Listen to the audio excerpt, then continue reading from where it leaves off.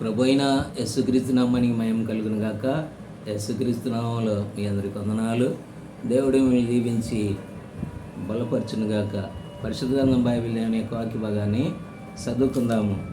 కీర్తన గ్రంథము 111 మరి 4వ వచనము. ఆయన తన ఆశ్చర్య కార్యములను జ్ఞాపకార్థ సూచనలుగా నియమించి ఉన్నాడు. యెహోవా దయా దాక్షిణ్యపూర్ణుడు. ప్రభువైన యేసుక్రీస్తు నామానికి మహిమ కలుగును గాక. యేసుక్రీస్తు నామములో మీకు వందనాలు. దేవుడి బిడ్డలారా, ఈ యొక్క సమయంలో దేవుని యొక్క వాక్య విషయమై మనం ఆలోచిస్తే యెహోవా దయా దాక్షిణ్యపూర్ణుడు. ఎవరండి? మన ప్రభు దయా దాక్షిణ్యపూర్ణుడు. దయ కలిగిన వాడు, దాక్షిణ్యం కలిగిన వాడు. నిజంగా ఆయన తన యందు భయభక్తులు గల వారికి ఆహారం ఇస్తాడు. నిజమేనా?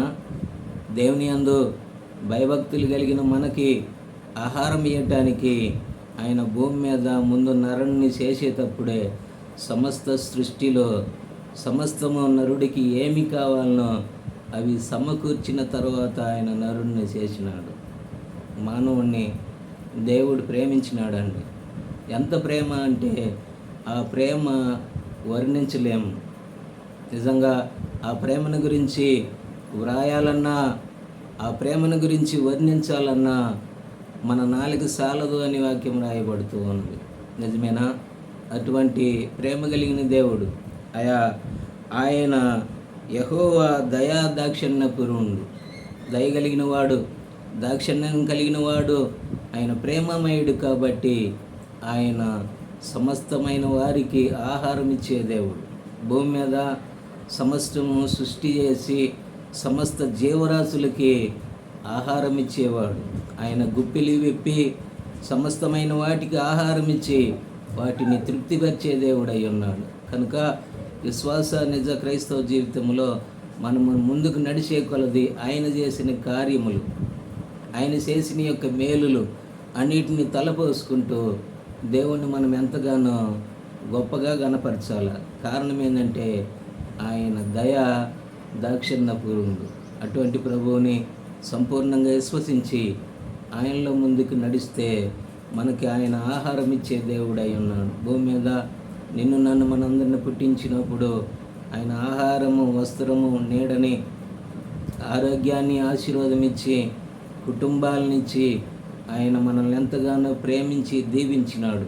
అటువంటి దేవుణ్ణి సంపూర్ణంగా విశ్వసించి ఆయన్ని మనం ఎక్కువగా గణపరిచినప్పుడు ఆయన మనల్ని ఎంతగానో తన దయతోనూ దాక్షిణ్యంతోనూ మనల్ని కాపాడి ముందుకు నడిపించే దేవుడై ఉన్నాడు. కాబట్టి అటువంటి దేవుని యందు విశ్వాసం ఉంచి మనము మన జీవితాలని ఆయనకు సమర్పించుకొని ఆయనలో మనము సంపూర్ణంగా ముందుకి నడుద్దాం.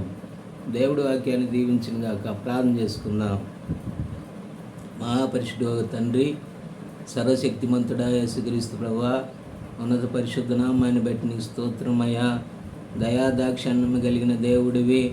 నీ యందు భయభక్తులు కలిగి ఉంటే ఆహారం ఇచ్చే దేవుడు కాబట్టి నీ బిడ్డలైన వారిని ప్రభువా దయతో చూసి వారికి దాక్షిణ్యహస్తం ఇచ్చి వారిని, వారి కుటుంబాలను 30 60 100 దీవించి ముందుకు నడిపించమని యేసు ప్రభు నామములో ప్రార్థించి అడిగి వేడుకొనుచున్నాం.